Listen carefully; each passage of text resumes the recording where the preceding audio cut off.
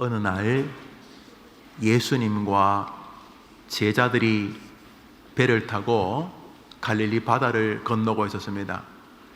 갈릴리는 호수인데 엄청나게 큰 호수입니다. 목사님이 봤는데 아니 가도 사막밖에 없다가 갑자기 호수가 나오는데 뭐 백록담이나 백두산 천지 정도가 아니라 어마어마한 호수가 나오니까 이스라엘 사람들이 갈릴리 호수를 바다라고 부르는 게 충분히 이해됩니다.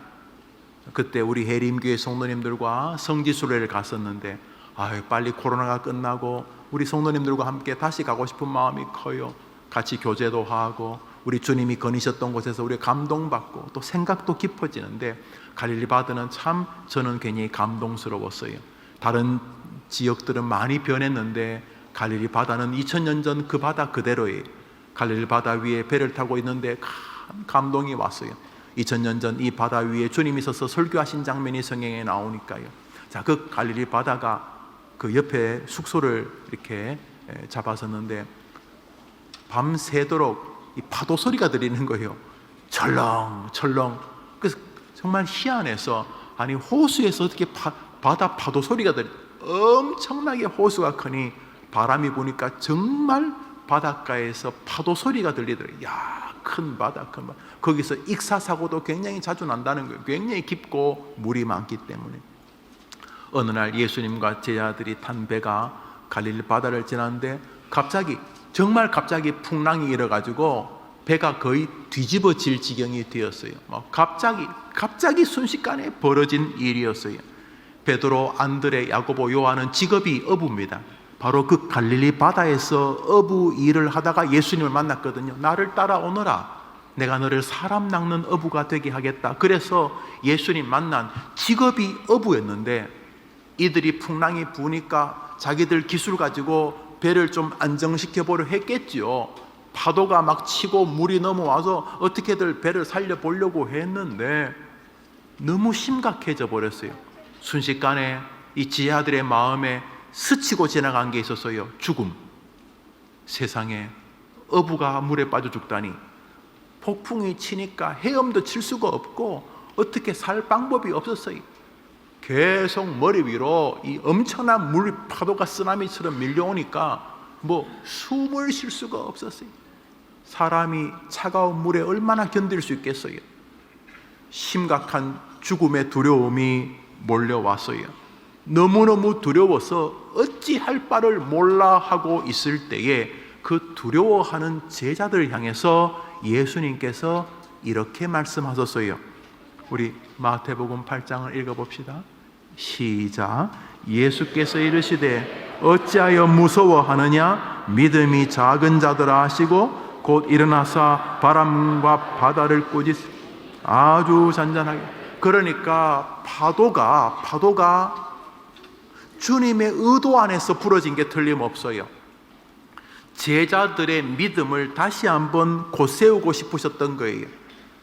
제자들은 평생 배 탔기 때문에 바다에서 배를 조종하는 것은 익숙한 사람들이었어요. 안 되었어요. 아무리 해도 파도를 이길 수가 없었어요. 죽음의 공포에 빠져서 어찌할 바를 몰라 하고 있을 때 예수님께서 바람과 파도를 향해서 조용! 하는 순간 파도와 바람이 순식간에 잠잠해졌어요. 주님이 제자들에게 물었어요. 어찌하여 무서워하느냐? 따라합시다. 믿음이 작은 자들아.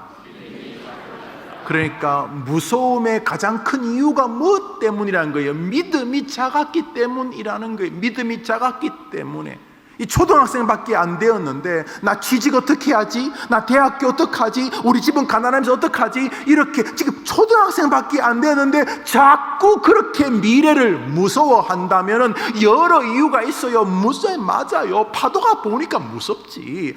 바람이 부니까 무섭지. 우리 집이 가난한 것 같으니까 무섭지. 내가 그렇게 공부를 잘 못하는 것 같으니까 무섭지. 다른 친구보다 몸이 건강하지 않은 것처럼 보이니까 무섭지. 맞아요. 파도가 부니까 무서운 건 맞아요. 현실은 맞아요. 그런데 주님 뭐라 그랬어요? 왜 그렇게 무서워하느냐? 한번 따라합시다. 믿음이 작은 자들아. 무서워하는 것과 무엇이 상관이 있다는 거예요? 믿음이 상관이 있다는 거예요. 오늘 설교 제목을 한번 읽어볼까요? 읽어봅시다. 설교 제목 시작. 주님께서 파도 앞에, 죽음의 공포 앞에 두려워하는 제자들에게 문제를 정확히 말하셨어요. 네 문제는 믿음이다.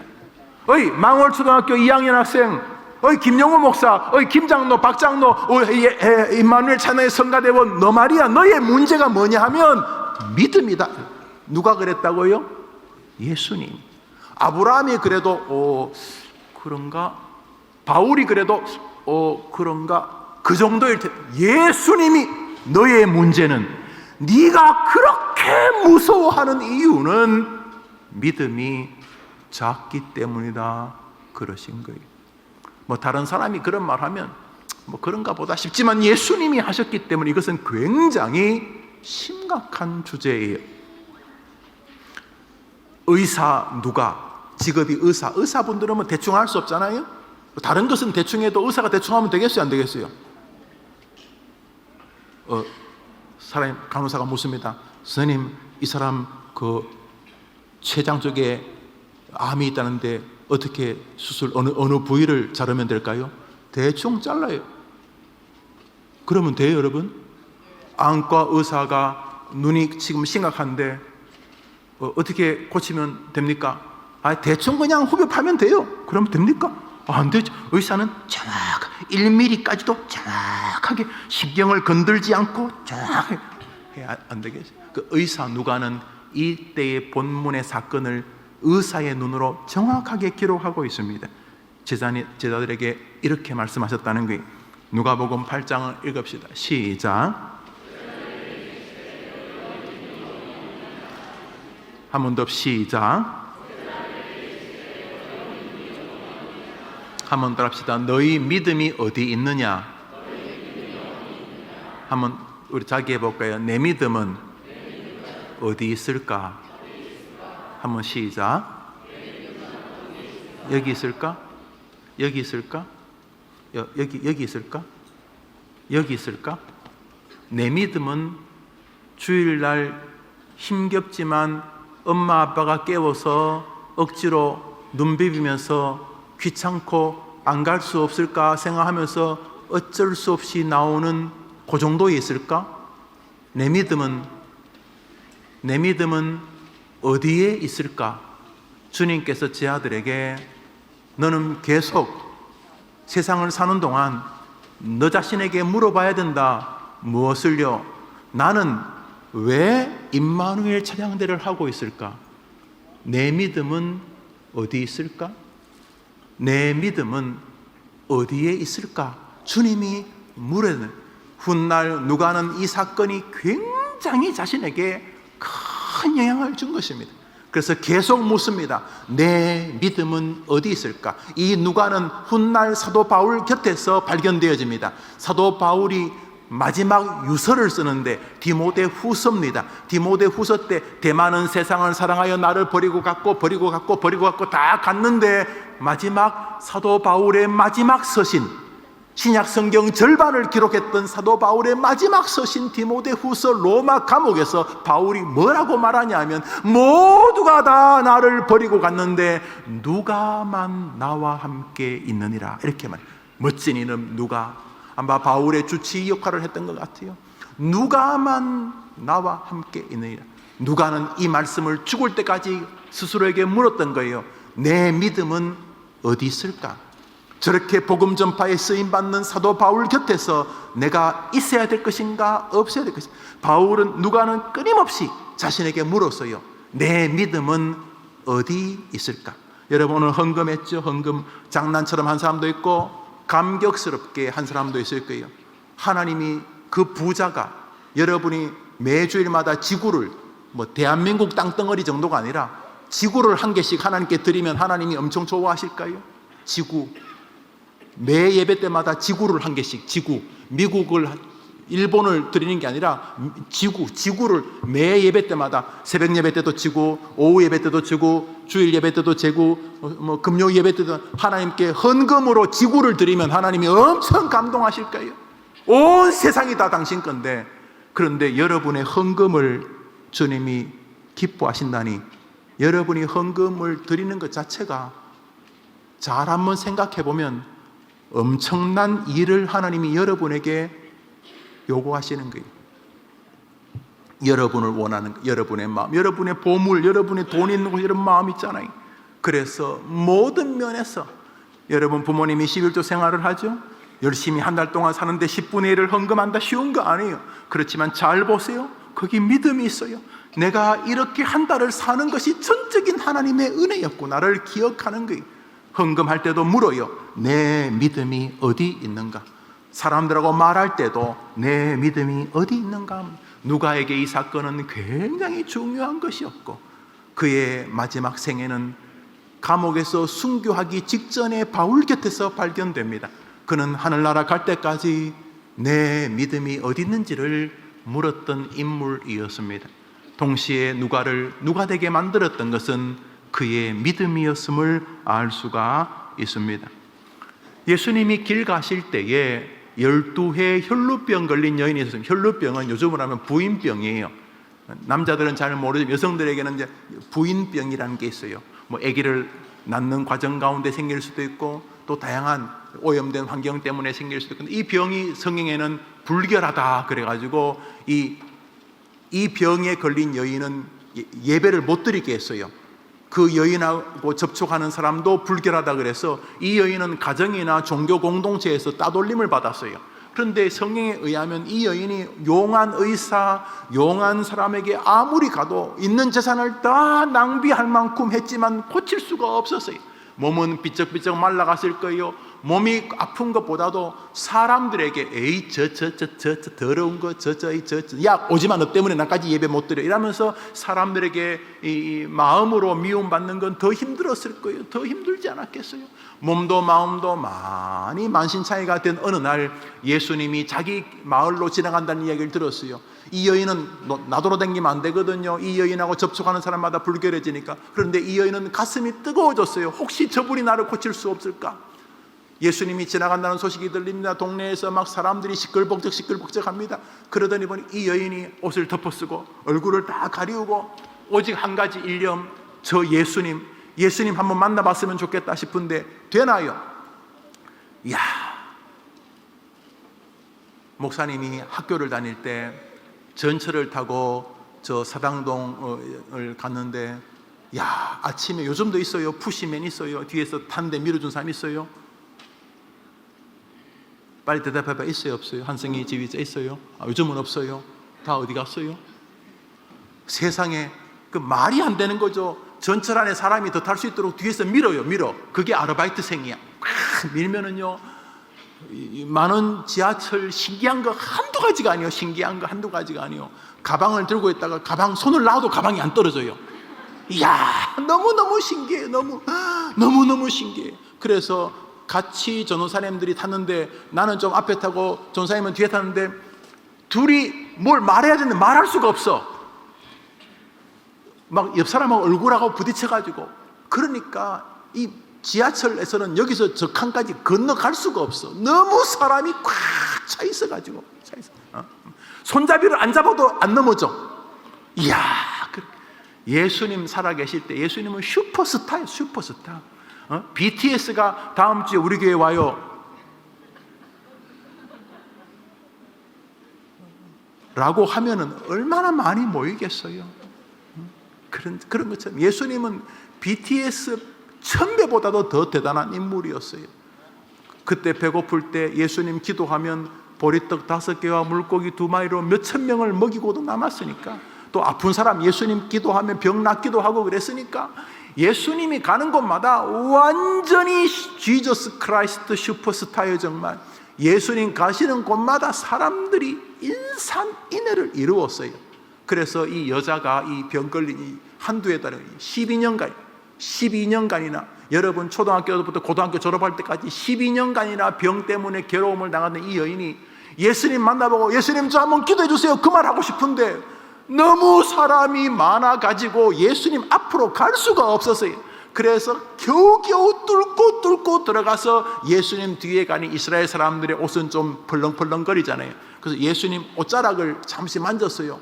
이 사람, 이 여인이 할 수 있는 게 그게 다야, 다. 아이고, 내가 얼굴 보는 건 도저히 불가능하고 예수님 옷자락이라도 슬쩍 만졌어요. 그때요, 예수님이 길 가다가 딱 멈추셨어요.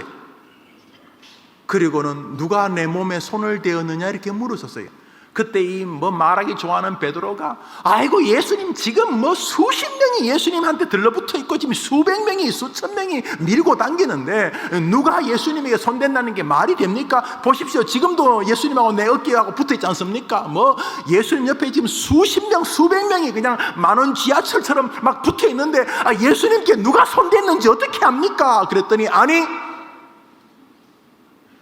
그 사람들은 그냥 대충 교회에 나온 거고 저 초등학교 3학년 쟤는 진짜 믿음으로 나왔다 이렇게 말하는 것이, 다시 말해 다른 사람들이야 그냥 옆에 있는 거고 한 사람은 나를 믿음으로 만졌다 이렇게 말씀하셨어요. 따라합시다. 한 사람은 다른 사람하고 다르게 나를 믿음으로 만졌다. 그리고는 누가 내 몸에 손을 대었느냐 그랬더니 그 여인이 버들버들 떨면서 자신이 그랬음을 고백합니다. 그때 그 여인에게 하신 말씀이 성경에 나옵니다. 마태복음 9장을 읽습니다. 읽읍시다. 시작. 예수께서 그를 보시며 이르시되 뭐가 구원했다고요? 뭐가 그 여인을 구원했다고요? 믿음이. 따라합시다. 믿음이.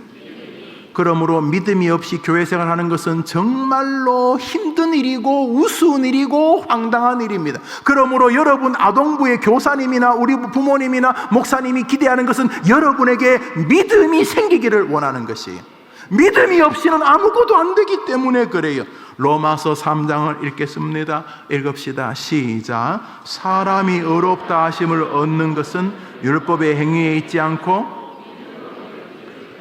우리가 죄인이요. 여러분도 죄인, 목사님도 죄인, 세상의 모든 사람은 죄인이에요. 죄 없는 사람 아무도 없어요. 그런데 어떤 사람에게 하나님은 너는 의롭다라고 말해요. 다 죄인인데 그 중에 어떤 사람, 천에 하나 만에 한 명을 선택해 너는 의롭다, 너는 의롭다고 말해요. 하나님이 의롭다고 말하는 사람은 어떤 사람이에요? 믿음을 가진 사람이에요. 써놨잖아요. 노란 글씨 읽어봅시다. 시작. 사람이 의롭다 하심을 얻는 것은 착한 일하고 나쁜 짓을 안 해서 의로운 게 아니고 그 사람 마음에 뭐가 있기 때문에 하나님이 의롭다 그래요? 여러분, 믿음 있는 사람도 죄를 지을까요? 안 지을까요? 웨스트민스터 신조는 죄를 짓는다고 말하고 있어요. 그러니까 믿음이 있는 사람이 죄 짓다고 실망할 필요 없어요. 물론 좀 마음은 아프지만은 죄 없는 사람이 아무도 없기 때문이에요. 우리가 만일 죄가 없이 구원받을 수 있을 것 같으면 예수님 왜 왔어요? 착하게 살라 그러지. 아무리 착하게 살아도 우리는 죄인이기 때문에 예수님이 오실 수밖에 없어요. 그러므로 하나님은 우리의 무엇을 보고 의롭다고 말해 주신다고요? 믿음. 한번 더 합시다. 너희 믿음이 어디 있느냐? 우리 초등학생이라고 믿음이 어른보다 적지 않아요? 적다고 말할 수 없어요. 절대로 말할 수 없어요. 여러분이 어리다고 다른 사람보다 믿음이 작다고 말할 수 없어요. 절대로 말할 수 없어요. 어린아이 사무엘이 훨씬 나이 많은 엘리보다도 믿음이 좋았어요. 어린 다니엘이 그 시대에 끌려온 제상들보다도 훨씬 더 믿음이 좋았어요. 믿음이요, 믿음이요. 나이가 많다고 신학교를 졸업했다고 목사님이라고 믿음이 더 좋은 게 아니. 아이고 난 초등학생인데 무슨 소리 하는 거예요. 스코틀랜드의 순교사를 보면요, 그 초등학교 나이 아이들이 교회를 다 지켰어요. 우리 장로교에 뿌리는 스코틀랜드 장로교예요. 그때 그 어린 아이들이 다 믿음으로 순교했어요. 믿음으로. 사람의 처음 되는 목적이 무엇이냐? 웨스트민스터 소요리문답 1번은 그렇게 물어요. 거기 답을 해볼까요? 사람의 처음 되는 목적이 무엇인가 답해봐요. 시작. 사람의 제일 되는 목적은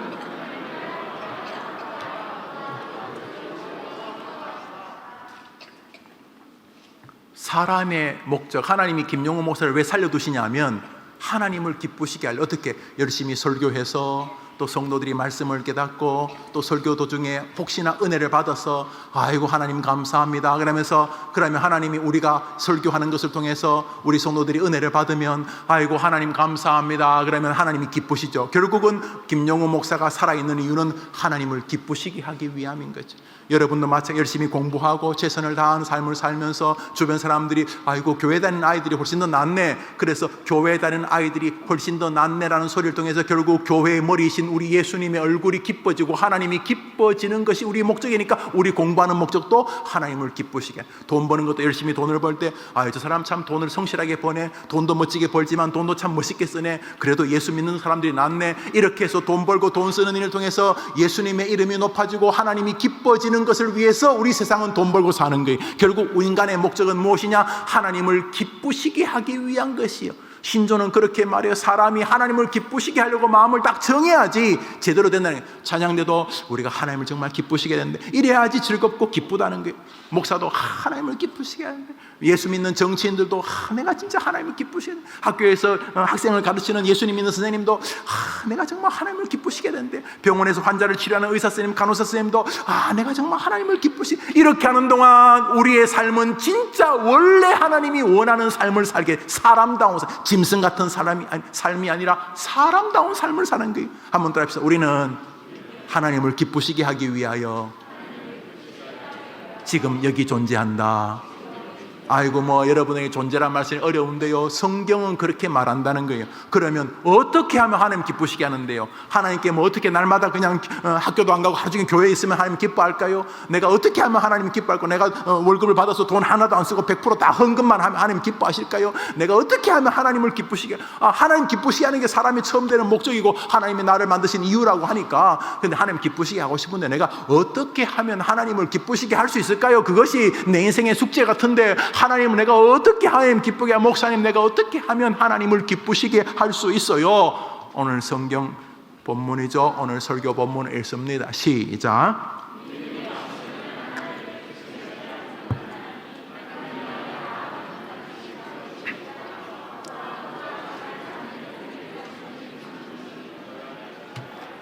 뭐가 없으면 하나님을 기쁘시게 못한다고요? 그러니까 하나님을 기쁘시게 하기 위해서는 무조건 뭐가 있어야 돼요? 그렇죠. 하나님을 기쁘시게 하는 게 사람의 처음 되는 목적이에요. 김용호 목사가 목사하는 것도, 여러분이 학교 다니는 것도, 선생님 하는 것도, 여러분이 직장 다니는 것도, 여러분이 가정에서 아빠 엄마 하는 것도, 여러분이 이 땅에 사는 이유도 하나님을 기쁘시게 하는 것이라고, 그것이 인간의 목적이라고 그랬는데, 좋아요, 동의합니다. 그런데 어떻게 하면 하나님을 기쁘시게 할 수 있어요? 어떻게 하면 하나님을 기쁘시게 할 수 있어요? 뭐가 되었든지 간에 믿음으로 하면 하나님이 기뻐하시는 것이에요. 반대로 무슨 일을 하든지 간에 믿음으로 하지 않으면 하나님이 기뻐하지 않는다고 성경에 말했으니까 이거 못 바꿔요. 나는 믿음이 없는데도 하나님을 기쁘시게 하겠다, 불가능해요. 한번 따라합시다. 믿음이 없이는 하나님을 기쁘시게 하지 못하나니.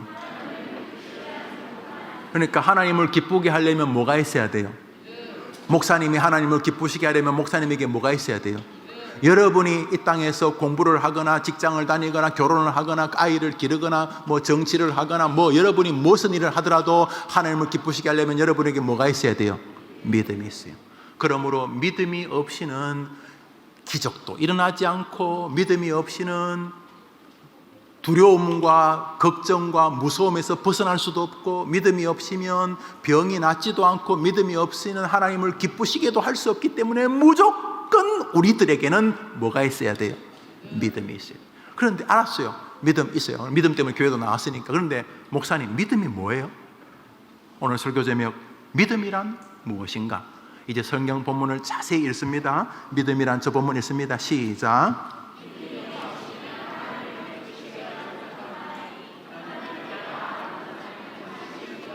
하나님께 나아간 자는 첫 번째로 뭘 믿는 거라고요? 반드시 하나님이, 참말로 우리 학생들 1학년만 되면 다 알아들을 수 있는데, 믿음이 없이는 하나님을 기쁘시게 하지 못하나니 하나님께 나아간 자는 반드시 뭐가요? 그가 누구예요? 하나님. 믿음은 첫째로 하나님은 지금도 살아계신다. 하나님이 계신 것을 인정하는 것이 믿음이라 그랬어요. 성경에 써놨잖아요. 믿음이 뭐 소나무를 뽑고 뭐 금식하고, 오늘 곧 금식하기도 합니다만, 믿음이라고 하는 것이 막 뭐 특별한 게 아니고 하나님 계신다. 내가 조금 억울한 일을 당했지만 하나님 분명히 계신다. 내가 좀 이해할 수 없는 병이 생겼지만 여전히 하나님은 살아계신다. 내 모든 좋은 일은 살아계신 하나님으로부터 온 것이다. 어떠한 상황에서 내가 죽더라도 하늘나라에는 하나님이 살아계신다. 믿음이 없이는 기쁘시게 못하나니 하나님께 나아가자는 반드시 첫 번째로 그가 계신 것을 믿는 것이고, 두 번째로 따라합시다. 그가 자기를 찾는 자들에게 상 주시는 이심을 인정하는 것이다. 따라합시다. 하나님은 하나님을 간절히 구하는 자에게, 하나님을 찾는 자에게, 하나님을 기대하는 자에게 반드시 상 주시는 분이시다 라고 하는 것을 믿는 것이 믿음이라는 거예요. 믿음은 두 가지요. 하나님은 계신다. 우리가 예배하는 것, 우리가 기도하는 것도 상을 바라는 거죠. 상도 안 바르고 기도해요? 기도 응답의 상을 바라잖아요. 구원의 상을 바라잖아요. 마음의 평강의 상을 바라잖아요. 내 가정, 내 자녀, 내 부모, 내 아이들이 행복하기를 바라는 상을 바라잖아요. 여튼간에 하나님은, 우리가 하나님을 간절히 구하고 사모하고 기대하는 자에게 반드시 상 주시는 분이라고 믿는 것이 믿음이라는 거예요. 이 믿음이 없으니까 예배가 이상한 거예요. 예배를 통해 하나님이 나에게 은혜를 주시고, 상이죠, 기쁨을 주시고, 문제를 치료하게 하시고, 잘못된 것을 고쳐주시고, 새 힘을 얻게 해주실 것이라는 상을 기대하지 않고 예배하니까 예배 시간이 재미가 없는 거예요. 기도도 내가 기도하면 내가 비록 부족하지만 하나님은 내 기도를 들으시고 내게 기도 응답의 상을 분명히 주시는 분이라는 기도 응답의 상에 대한 확신이 없으니까 기도가 재미가 없어요. 왜요? 사단은 우리가 믿음으로 뭐 하는 걸 두려워하거든요. 초등학교 2학년짜리가 1학년짜리가 6학년짜리가 진짜 믿음으로 기도하면 사단의 진지가 막 흔들리기 때문에 우리 학생들이 그냥 예배 오는 건 별로 겁내지 않아요. 믿음으로 예배하는 것을 버들버들 떠는 거예요. 저 병든 할아버지 할머니가 그냥 교회 오는 거 하나도 겁내지 않아요. 그런데 저 할아버지 할머니가 진짜 믿음으로 예배하는 걸 막 버들버들 떨어요. 왜요? 믿음으로 예배하면 하나님이 역사하기 때문이에요. 사랑하는 여러분, 믿음이 없이는 아무것도 아닌 것이. 그러므로 따라합시다. 믿음은 하나님을 시인하고 하나님을 인정하고 하나님을 의지하는 것입니다. 여러분 기억하셔야 돼요. 우리 초등학생은 목사님 하는 말 거의 다 외워. 특별히 읽었던 성경은 여러분이 거의 다 외워져. 그러므로 여러분 초등학교 시절엔 정말 교회를 나와야 돼. 특히 영아, 유치, 초등학교, 중학교 시절에 우리 부모님들은 목숨을 걸고 아이들의 말씀을 듣게 해주셔야 돼요. 그것은 이 아이들이 30, 40, 50이 되어서 교회에 나오는 것하고는 상상도 할 수 없는 결과를 다르게 하기 때문에 어릴 때 이 아이들의 수용력은 우리 어른들의 100배가 넘어요. 100배. 여러분들은 100번 들어야 그 성경 구절이 이해되지만 얘들은 한 번만 들으면 그것이 박힐 수 있어요. 듣게 해줘야 돼. 한번 따라합시다. 믿음은 하나님을 시인하고 하나님을 인정하고 하나님을 의지하는 것이다. 우리가 아멘 할 때 아멘이 히브리어 아만이라는 뜻인데 그게 바로 믿음이라는 뜻이에요. 아멘이 뭐예요? 따라합시다. 아멘은 진실로 그렇습니다. 진심으로 동의합니다. 이런 뜻입니다. 그러니까 아멘이 바로 믿음이에요. 우리 요한계시록 1장 읽어봅시다. 시작. 우리를 제사장으로 삼으신 아멘. 진실로 우리 주님에게 영원히 영광이 있기를 바랍니다. 나는 그것을 믿습니다. 이것이 아멘. 그 아멘은 진심으로 동의합니다. 나는 진심으로 하나님의 존재를 인정합니다. 그러니까 부족해도 우리 어려도 하나님 계신 것을 인정할 수는 있잖아요.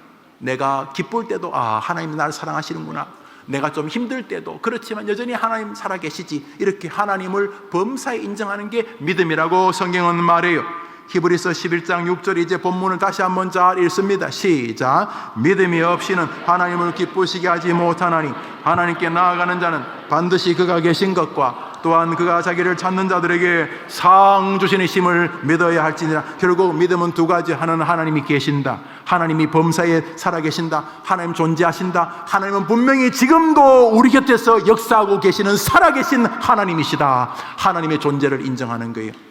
그러면 해볼 만해요. 김용호 목사님 부족한 사람이지만 목사님은 힘이 있어요. 왜요? 하나님이 살아계셔서 저를 도와주시기 때문이에요. 여러분도 마찬가지. 목사님도 늙을 거예요.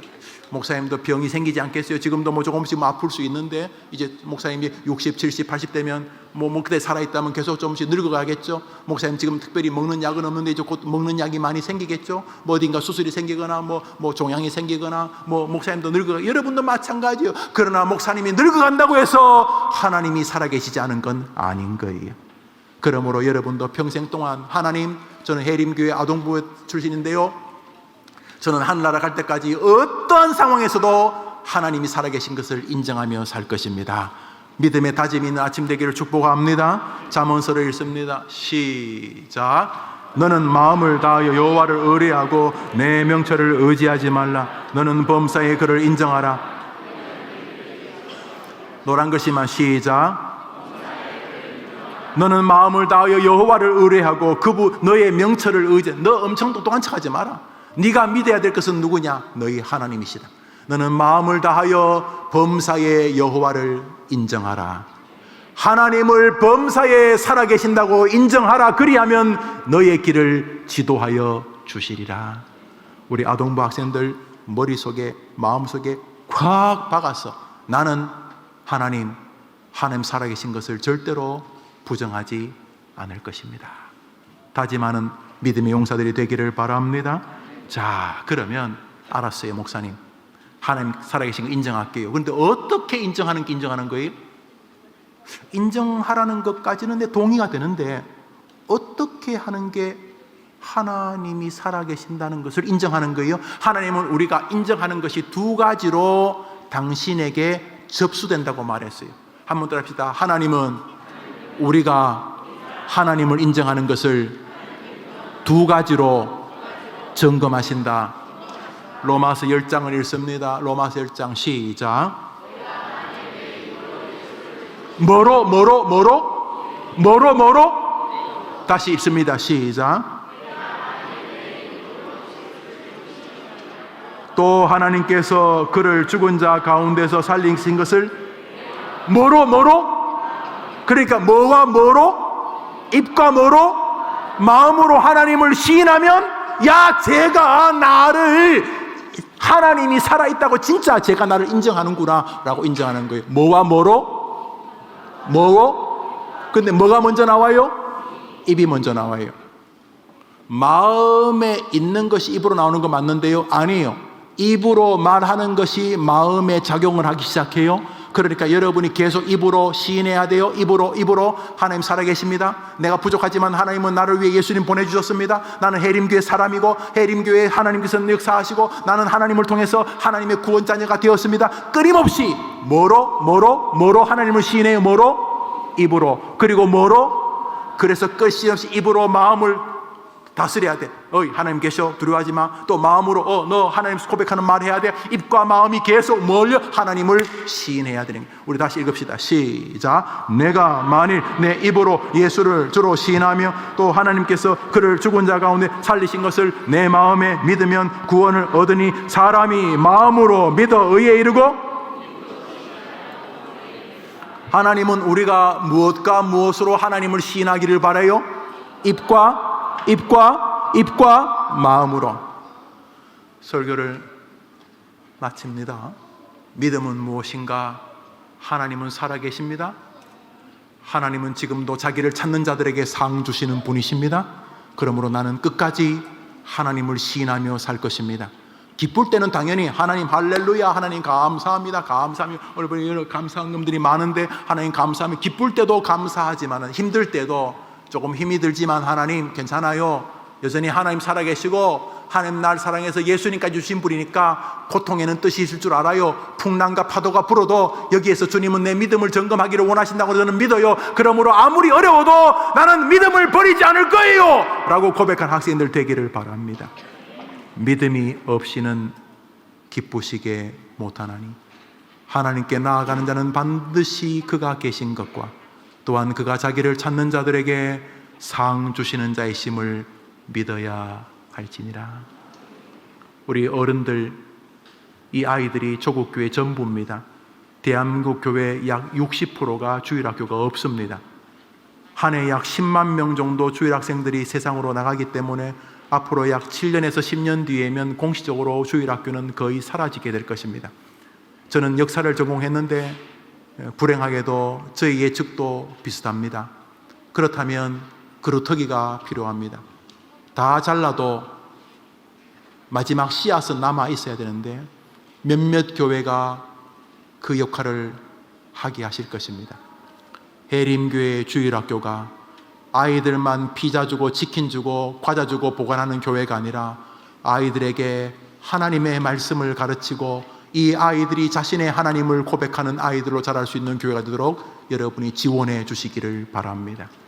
이 아이들이 여러분이 떠난 빈자리를 채울 수 있는 이 조국의 마지막 보루인 것입니다.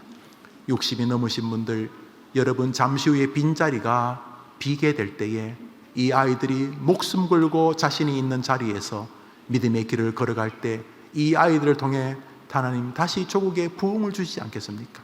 그러므로 눈물을 흘리며 이 아이들을 위해 씨를 뿌리는 일을 멈추셔서는 안 되는 것입니다. 이 아이들을 위해서 이른 아침 수고하는 교사들을 귀하게 여겨주십시오.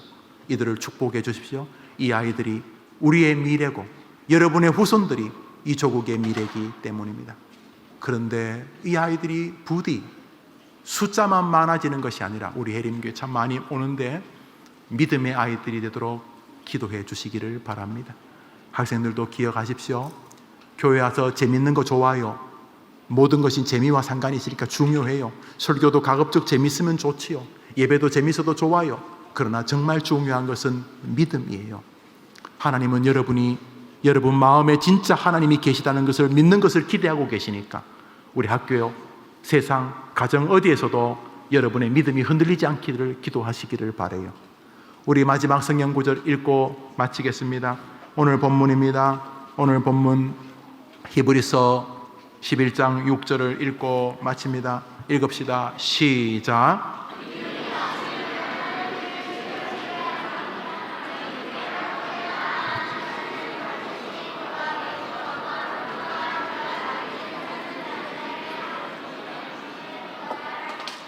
할렐루야. 기도합시다. 구주 예수님의 은혜와 하나님의 사랑과 성령님의 교통과 위로와 축복하심, 너희 믿음이 어디 있느냐? 내가 올 때에 믿는 자를 보겠느냐? 안타까움으로 말씀하시는 주님, 우리 그 영광의 주님 앞에, 주님, 우리 해림교회 주일학생이 있습니다 말할 수 있기를 소원하는 우리 해림교회와 저 부모님들과 오늘 예배하는 귀한 학생들과 저들을 위해 수고하는 귀한 교사들과 함께 예배하는 모든 하나님의 자녀들을 위해 영원토록 함께 있을지어다. 아멘.